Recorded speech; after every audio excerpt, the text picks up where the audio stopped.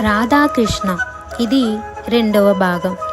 రాధాకృష్ణులు భూలోకంలో జన్మించిన తర్వాత రాధ వెంటనే తన కళ్ళు తెరవలేదు.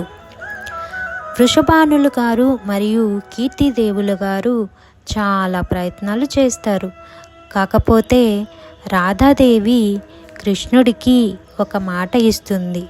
అదేంటంటే, కృష్ణ, నీ స్పర్శ నన్ను తాకినప్పుడు కానీ నేను నా కళ్ళు తెరిచి ఈ భూలోకంను చూడగలను అని.